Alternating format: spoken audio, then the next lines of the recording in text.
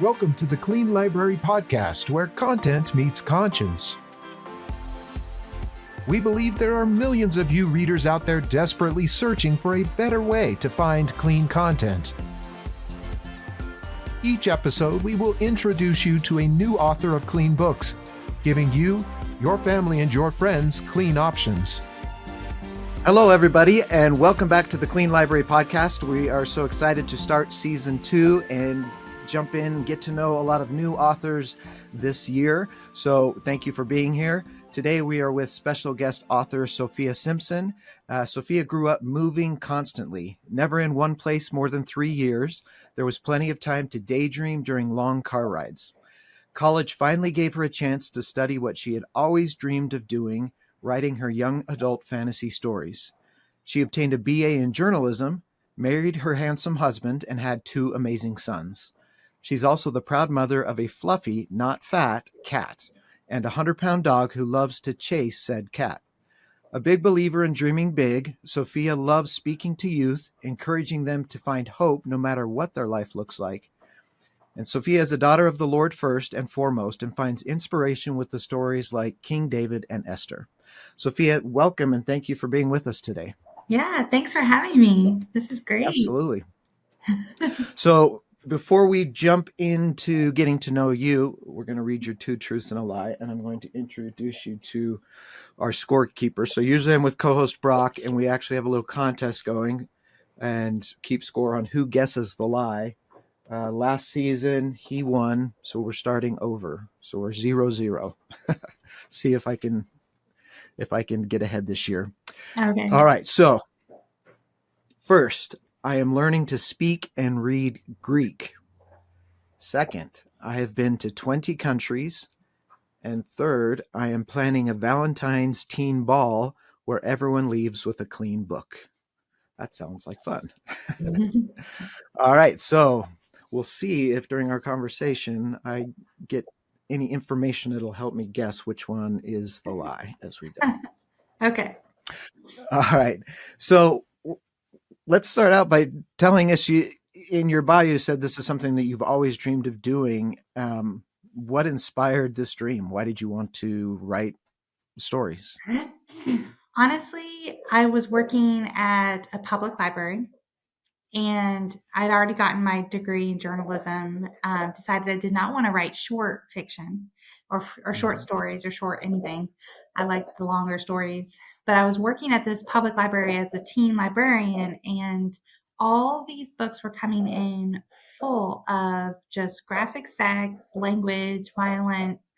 And I was so horrified. I was like, there's got to be other options out here for these teens to read. Mm-hmm. I was like, you know what? I'm just gonna write. I'm gonna start writing my own stories. I'm gonna write great stories for teens, and have great romances, all the fun things, except without all that stuff. So Yeah. I started writing. I wrote my first book back in 2000, published it in 2014, and then life just got in the way, and I had to take like a 10-year, almost a 10-year break, and then got back into it with my elemental series. So this is Terra, which is book 1 uh, of of my elemental series, and I have now had 3 books come out in that series and a novella. So Okay. I am now this is gonna tell you one of the truths, but I am now planning events like I used to do at the library. I used to plan teen Mm-hmm. events all the time where kids could just have a really good, wholesome, fun time doing something great with their peers. And Yeah. so I'm planning teen events under my author banner where every teen will leave with a clean book. So That's awesome. yeah. So my first event this month will be a ball on Valentine's Day night.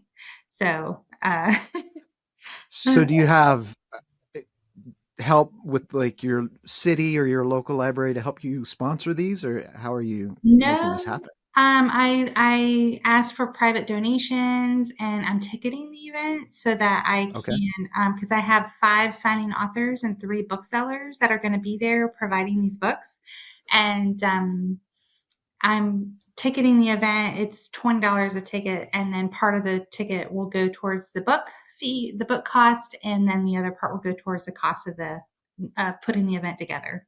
So I'm just trying to keep costs down. I've partnered with quite a few different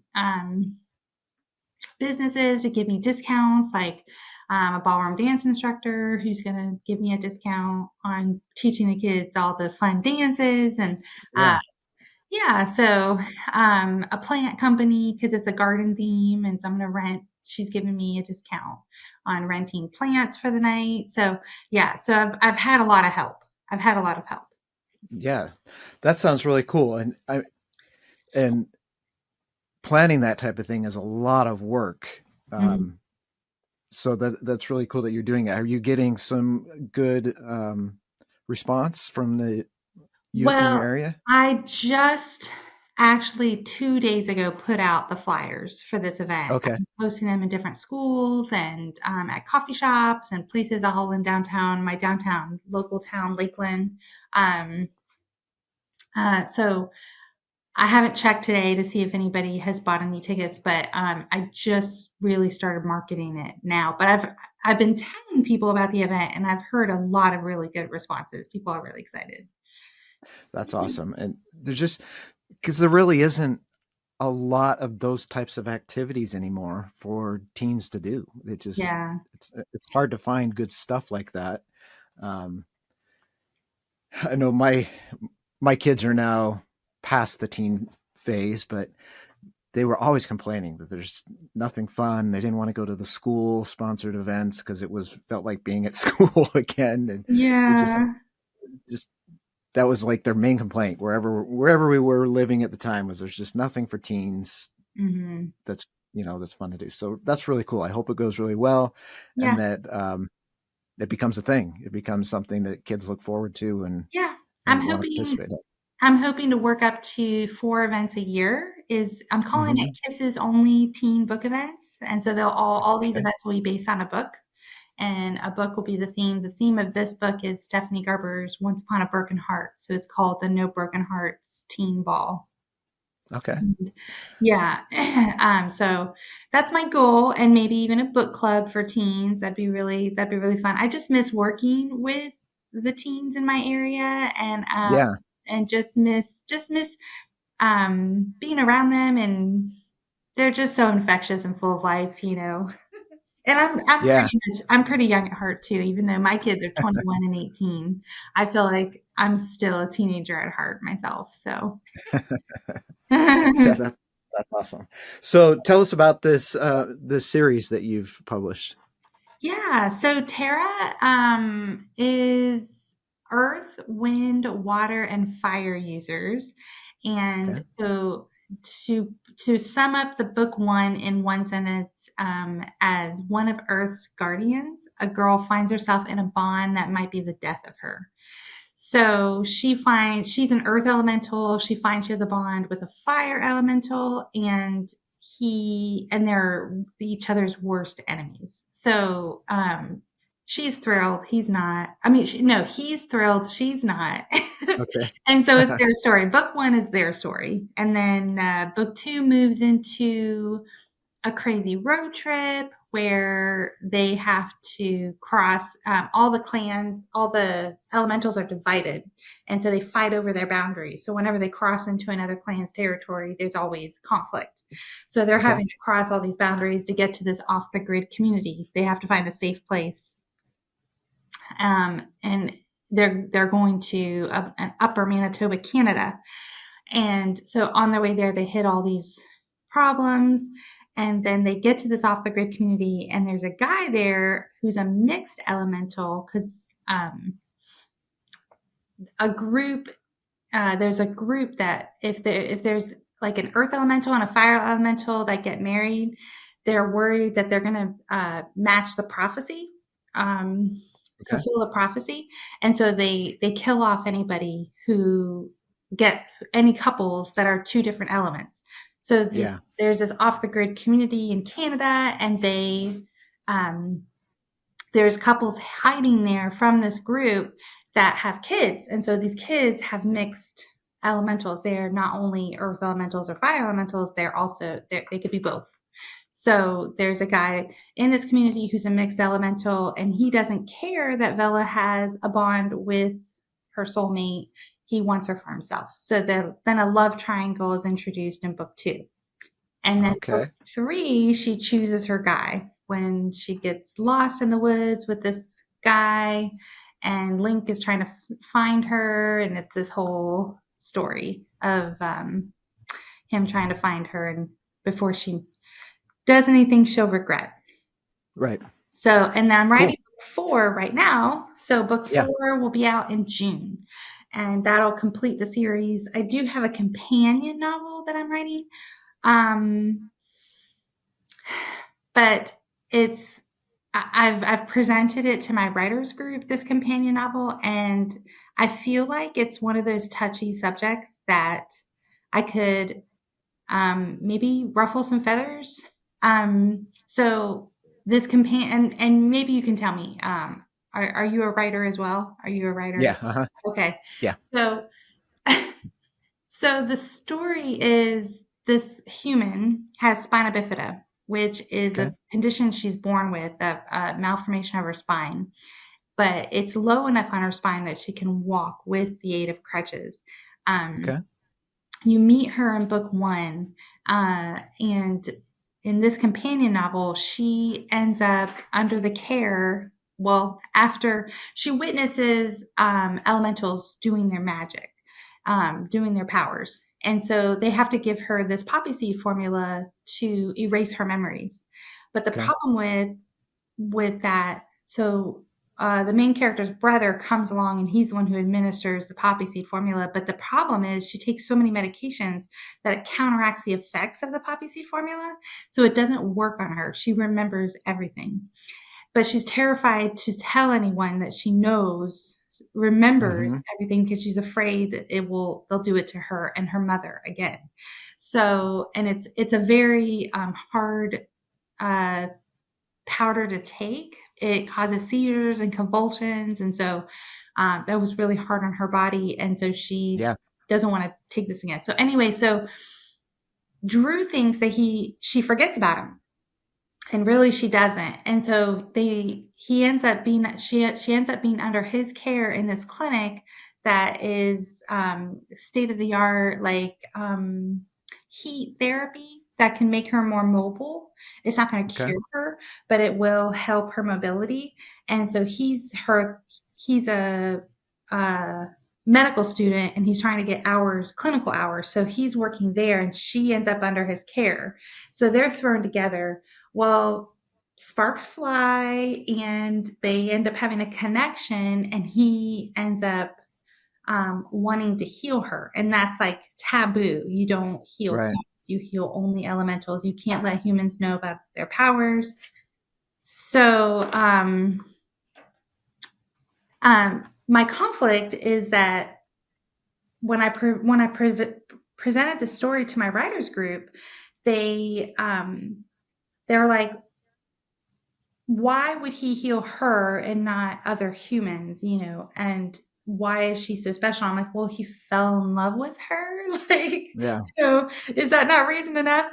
And they're like, and I had a comment in the manuscript where it said, you deserve to be healed. And I don't know, for some reason, this really like moved my writing group the wrong way, and they did not like the storyline. So I don't know. You can tell me if this is something that Hmm. would ruffle And feathers, that he would heal a human. And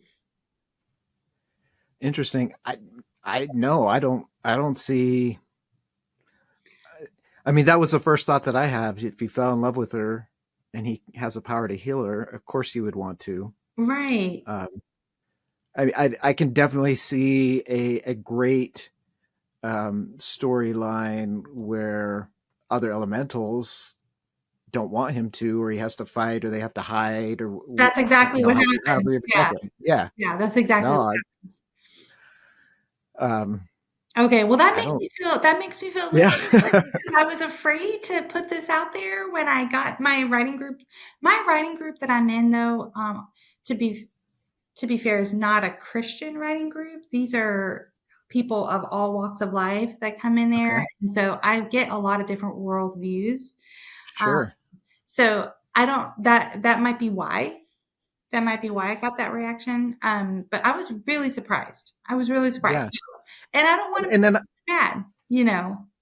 right. I mean, I can definitely see an inner conflict with him where he's feeling like feeling guilty maybe that he wants to heal her but not the others. Like Yeah, that seems he like a did. very valid, Yeah.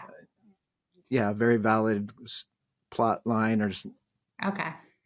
so. Okay. Well, that makes me feel better. I'm sorry. I kind of went down this No, you're fine. And huge I difference. mean, it that actually leads to a great point. Is one of the things we talk about is we're promoting authors of clean books, but that doesn't mean we're saying everyone is bad that doesn't want, people Right. have choices, Right.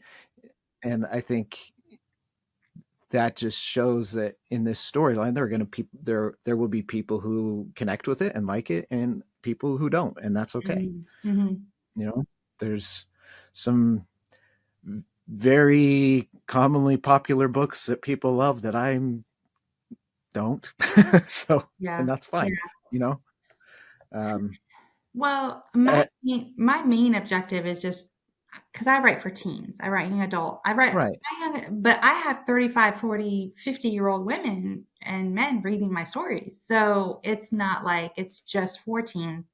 Um, right, but my main objective is to protect the teens from the content that is just not not appropriate for them. It really scares me. I picked up a book by in the teen section by James Patterson. hmm Beautiful cover, great blurb, brought it home. My husband's like, "You better read the review on that book." And I'm like, "Okay." I ended up finding out it had bestiality, it had rape, it had all kinds of stuff in this book. And I was like, this is in the teen section by a famous, well known author. Like, I just couldn't believe it. I couldn't believe that. I feel like that's criminal, honestly, yeah. to And is this a new series of his? I wanna say it was a hardcover, so that usually means Probably, yeah, it's brand new. Yeah, and because he's done some teen series in the past that were okay, so yeah, that's I don't crazy. know. I wasn't sure. Yeah, I never read anything of his, so, It's been a long time I that I've read anything of his, but there was I can't remember, was it Maximum Ride? Did he do that series? Mm. He did. and He and did. that and from what I remember, it's been a long time, but from what I remember, that didn't have anything And crazy in it. that's the terrible thing about it is they come out the authors will come out 3, 4, I mean, sometimes up to 9, 10 books, and they're all clean.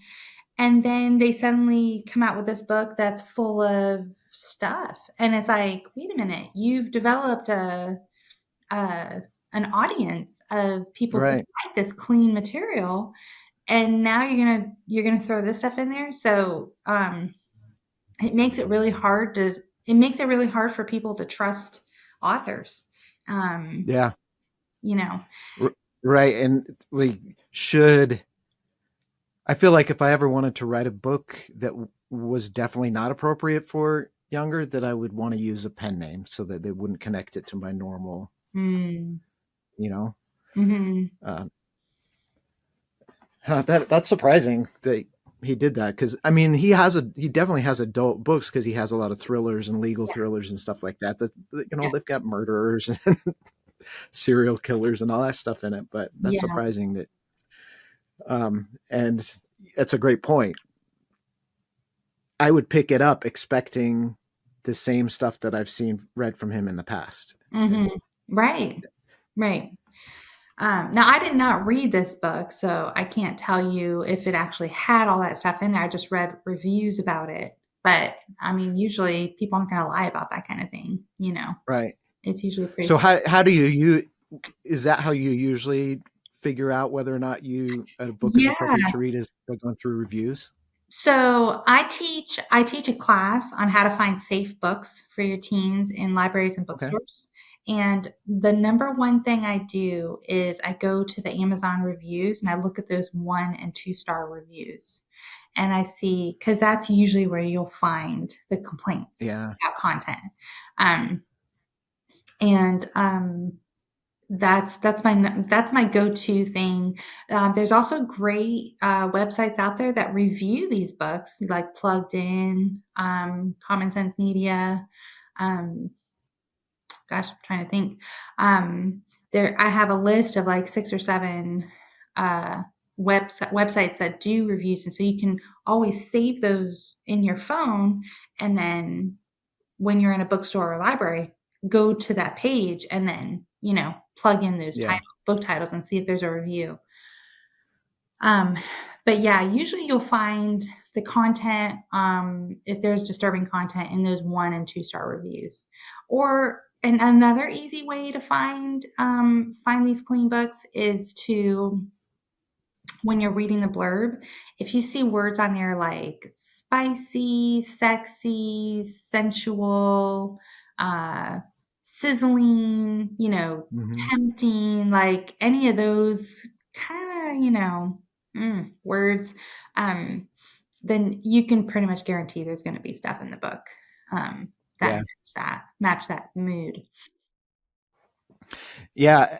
Uh, it feels like that's actually one of the things that Brock and I have been working on is trying to figure this problem out, because even when you're going through reviews and searching it, you're really dependent on, was there someone out there who read it and took the time to actually write a review on it, Right. and are there thousands of reviews you have to go through to find it? I think looking for the 1 and 2 stars is Hmm. a great way to whittle that down. But even like Common Sense Media, we had one, a very popular recent book that we decided to test. And like we went to Amazon, a bunch of different sites to see, and Yeah. on Common Sense Media, it said it was like appropriate for 14-year-olds, and it had graphic sex in it. Ah, And I was like, I thought I was like, that was one website I thought we could trust. yeah. Um, Me too. and so we actually announced at the end of last year that we're working on a rating system that will be automated and also comprehensive. Because that's the other problem is there are so many books released every year that the sites that are trying to do these reviews can only do so many books a year. Yeah. You know, so Well, how can we leverage technology to actually consume millions of books instead of mhm. dozens or hundreds? I actually have an Instagram and a Facebook page that's called Books Need Ratings. It's the name of it, Books Hmm. Need Ratings. And I'm trying to get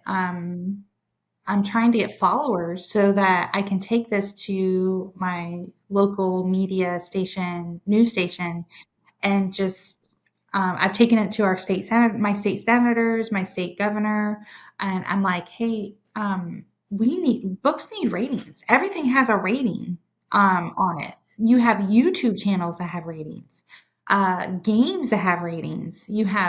But books are the only entertainment source out there that does not have rating system, and it's very scary. It's very scary Yeah, that's not a thing. It should be. It really should be. Publishers across the board should. absolutely. And we agree with you. So we'll figure out our solution, and then you get the laws passed, and then we'll get them to contract with our solution. Good. That's good. Yeah, because people will ask me. They're like, "How? Well, who would do it? Who would put that? Like, who would be behind that? Like, what Yeah, engine would you use?" And I'm like, I don't have answers. I just know we have a problem. Like, right. we Right. need And we've answers. spent the last year figuring that out. And Really. we just, um, That's awesome. and I can send you a little bit more information on where we're at, but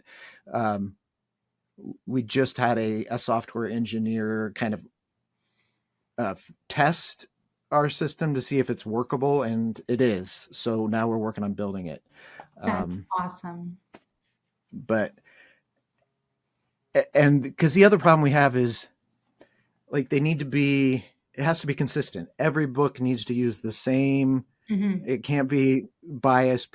Someone who loves this genre is going to obviously excuse material that they might not excuse in a genre they don't love, and so it's got to be really objective and consistent in the way that it's done. So um because it's so, it takes so many steps and so much time that I think parents just don't have the time to do it. No, Right. they can't read um every book. They can't read every book.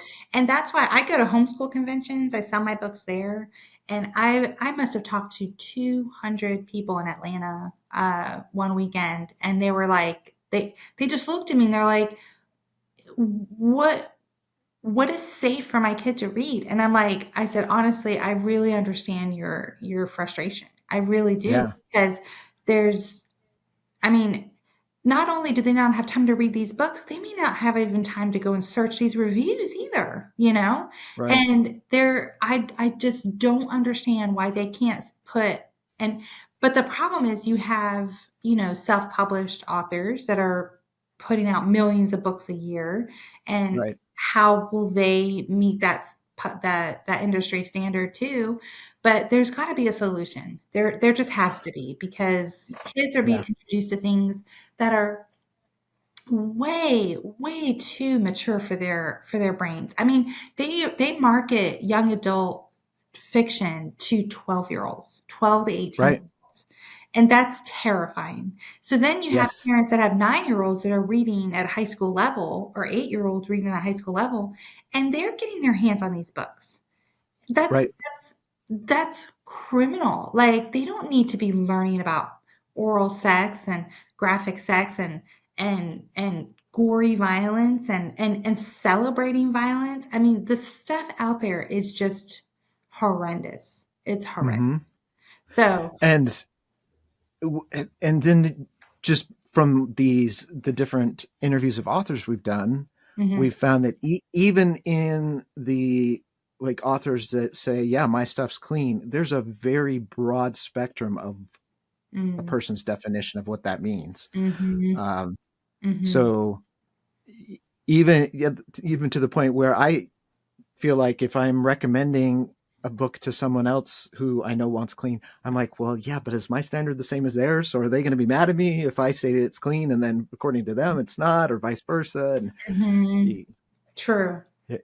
right, it's such a personal thing. And when we look at movie ratings, the Mhm, things that are allowed in a PG-13 movie today are completely different. Like the standards have mhm. changed. So can you even trust the rating systems that exist there? That's true. That's true too. There's a lot for parents to be concerned about nowadays.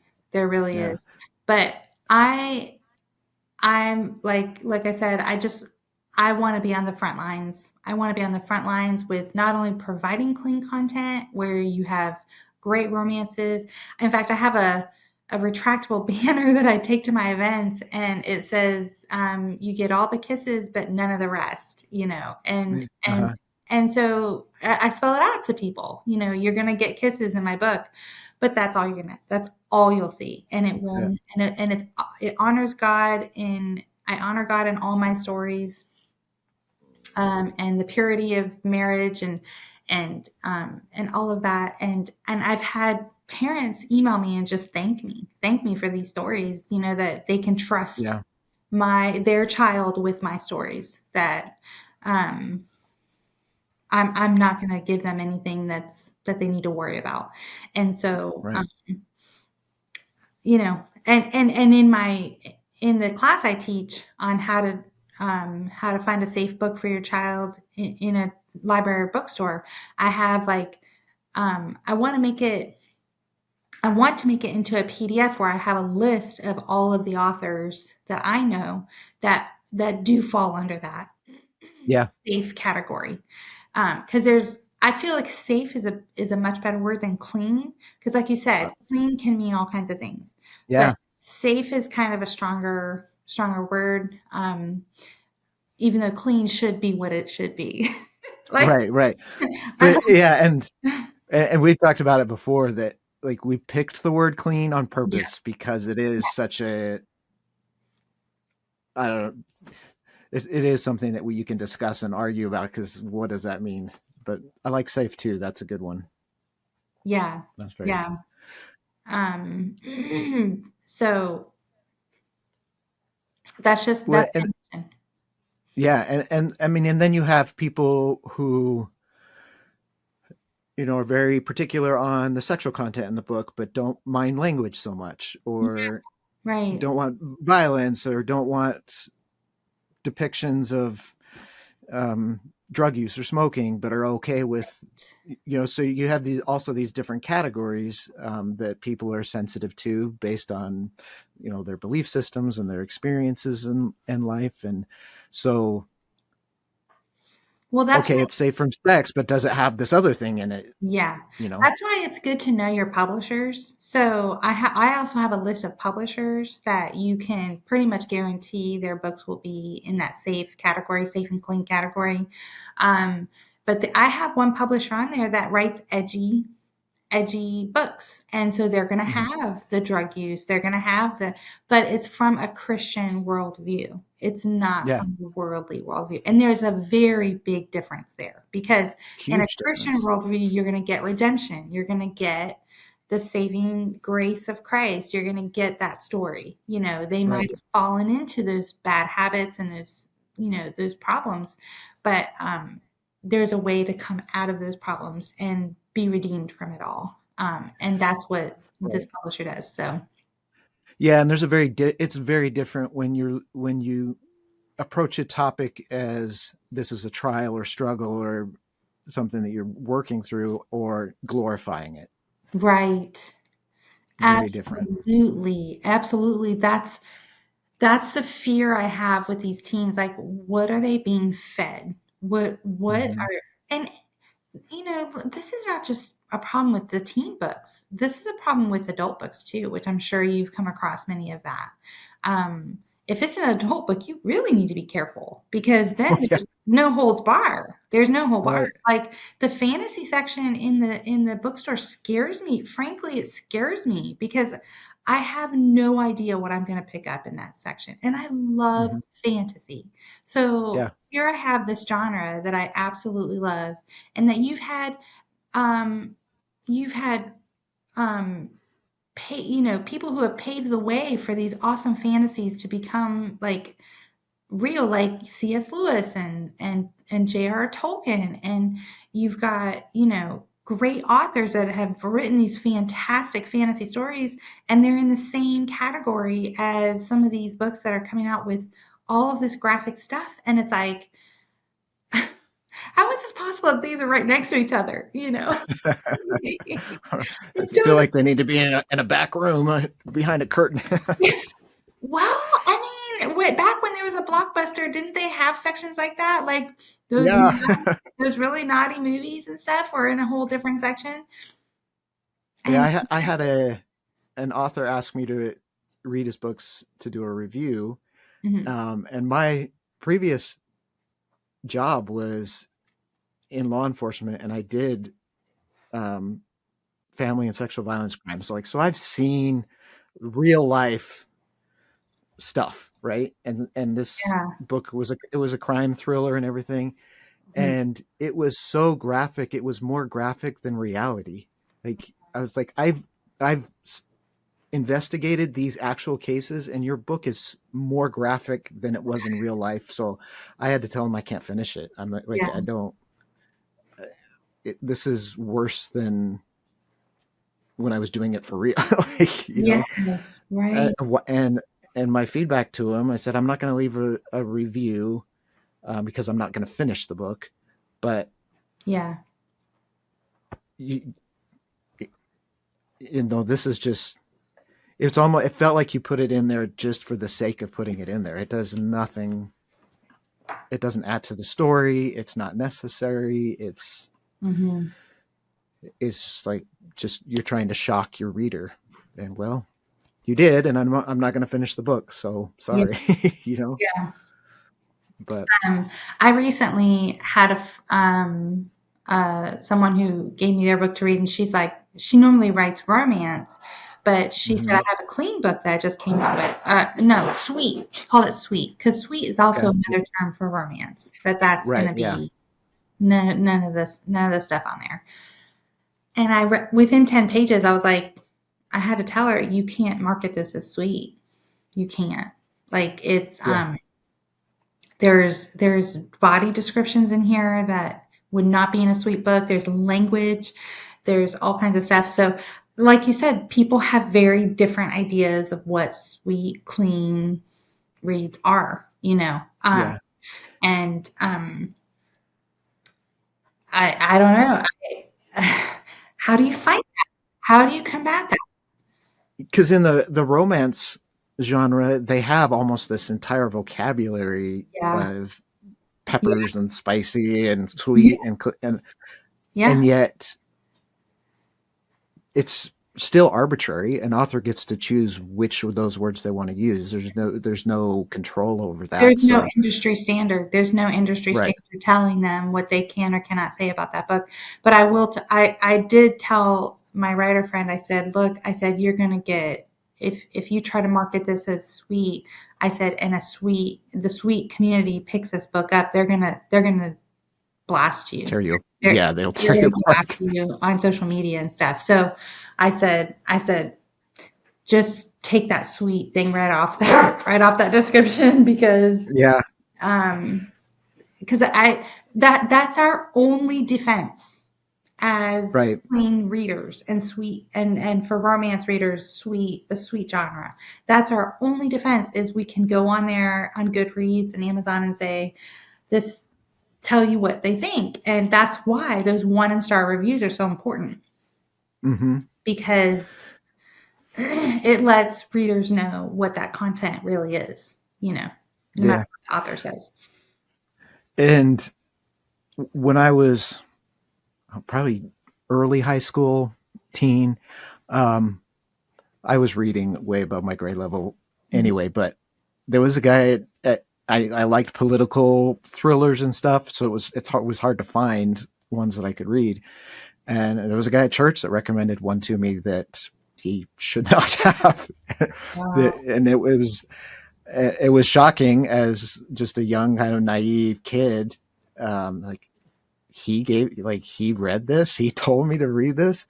So Yeah. you have to be really careful. And he probably, just knowing him and thinking back, he probably didn't even think of that scene when Mm. he recommended it to me. Like it probably just didn't even cross his mind. Yeah. Um, Yet for me, it was like I still remember it decades later. That Yeah. was very traumatic for me. Yeah. It's imprinted. And that's why when I was a librarian in the public library, I decided to write books because I'm like, I've got to provide stuff that the kids can read. Here I am complaining about these books, and yet I'm not doing anything about it, when I have the ability to write these books. So, um, but it's worth it. It's absolutely worth it to be in, like I said, the front lines. I feel like we Yeah, should we should be there. The issue is getting the word out about your books, like getting people to know right. about them and know that these are great books. They're great to read. And so I'm trying to get into the homeschool communities. And so word usually spreads pretty quickly around Yeah, there. that's cool. Um, Hmm. I'm going to 2 homeschool conventions this year. In May, I'm going to Pigeon Forge, and then I'm going to the one in Kissimmee, Florida. So um, Cool. I'm hoping to try my hand. It's not easy to get into those. The booth rentals are very expensive. So, Hmm. but I feel like it's worth it um, just for exposure and just to give parents. I mean, you talk to these parents and they're nothing but grateful. Like it just Yeah.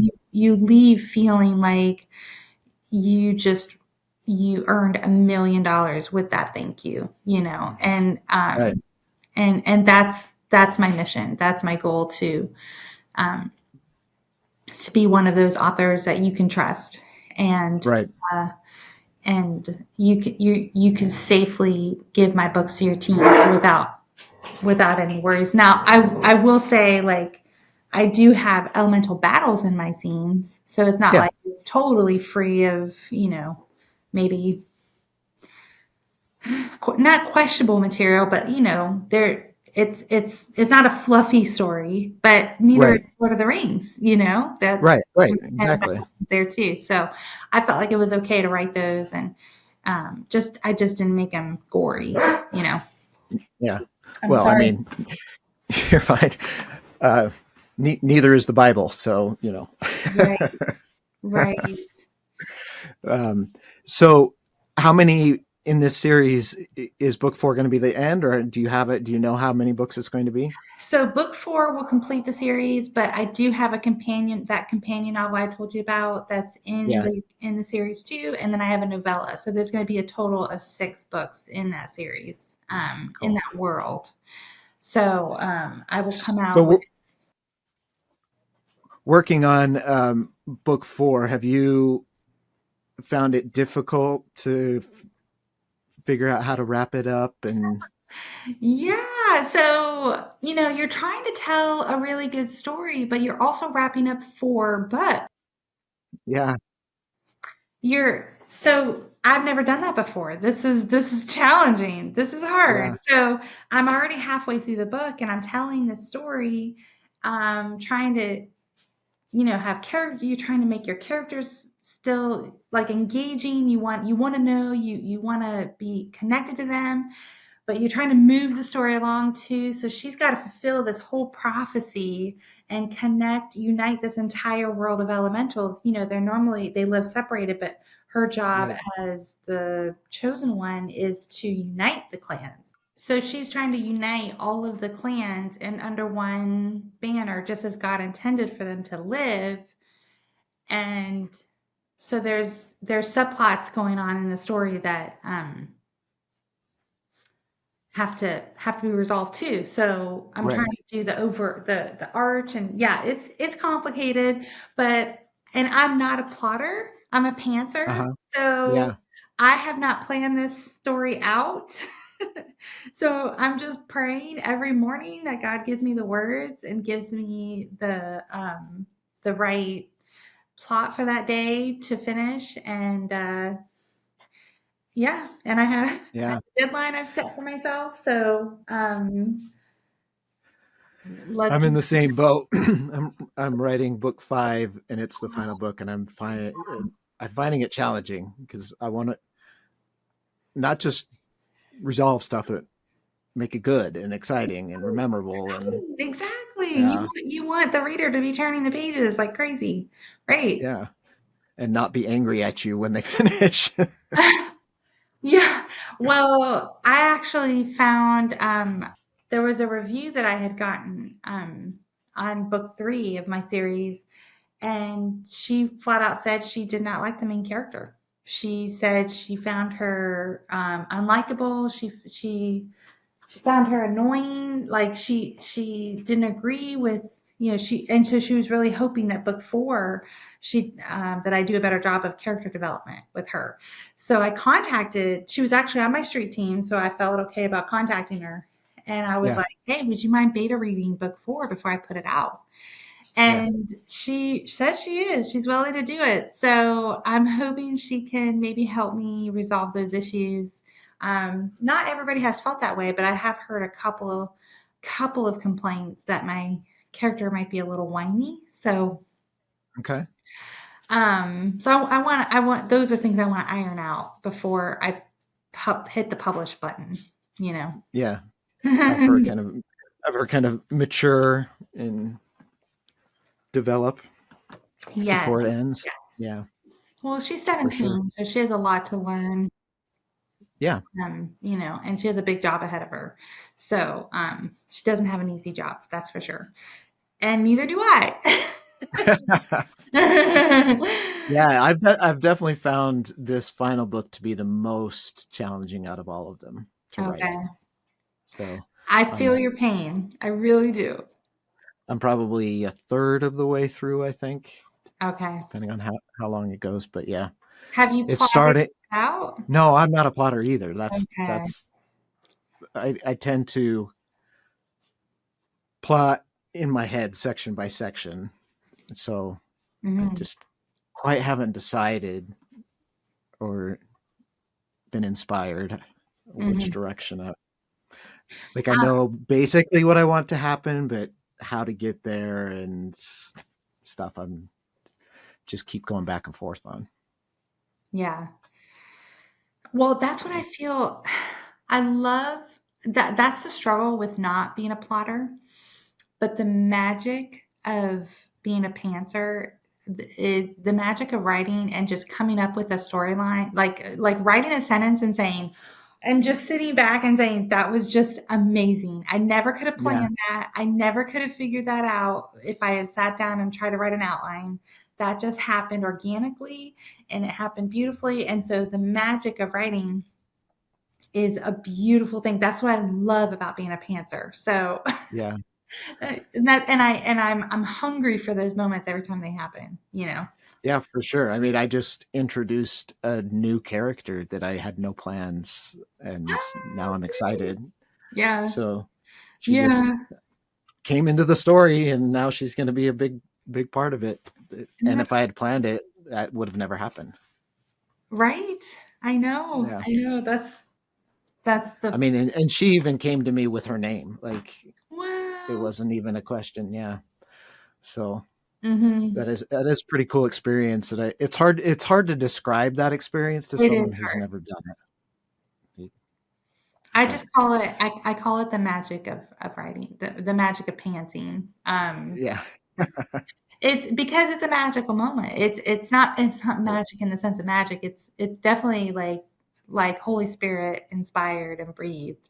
Like for sure. It's the Lord inspiring you and giving you these ideas. Um, but to give it a fun name, I just call it the magic of pantsing because Yeah, it's it's what keeps me going. It's what keeps me writing every single day. You know, is yeah, to have for those really sure. fun moments where you surprise yourself or God Very cool. surprises you. So where can people go um, to find the list that you've made of safe authors and your books and all the things that you've built? Yeah, so I'm going to I have right now that whole presentation is on a PowerPoint and I'm going to turn it into a PDF. And I'm going to Okay. put it on my website so you'll be able to find it on sofiasimpson.com. So I'll have a list of publishers, a list of websites that review books, list of authors, um, and I will make that available on my website. So Sofia Simpson is with SOFIA, it's not a PH, but that it'll be there within the next 2-3 weeks. That's my goal. Okay. Hmm. Cool. And we'll put your for everyone listening, we'll put that website in the show description so that you can link to it easily. So awesome. Well, we are out of time, but thank you so much for talking today. It's been a great conversation, and it's great to find people who are also trying to figure out how to make ratings or just Hmm. make them more accessible to the world. So I'm excited to see where you go with it, and we'll connect more on that. But before I need to go over your true truths and a lie again. Obviously, we figured one out. Hmm. All right, so we'll remind everyone. The first one was I am learning to speak and read Greek. I have been to 20 countries, and I am planning a Valentine's teen ball where everyone leaves with a clean book. So we can knock off three. Let's see. In your bio, you said that you moved a lot. So maybe you've been to 20 countries, or it could be 19, or it could be 21. Who knows? Learning to speak and read Greek is pretty specific. I don't know if I feel like I'm just rolling the dice on this one. I'm gonna say 20 countries is the lie. It is a lie. You're right. Oh, nice. Excellent. Good job. Good job. I'm half Greek, so I'm trying to learn how to speak to my family in Greece. Awesome. Hmm. Have you been? I have. I have. I'm going this year in August, so I'm super excited to see my family again, taking my two boys back to Greece.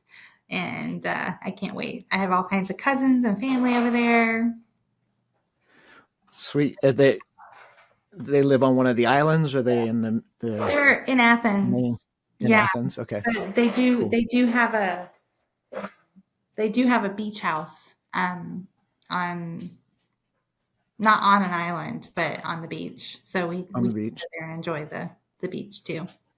Cool. I've spent some time in Crete for work, and then we've done a Greek cruise and stuff. But yeah, love it.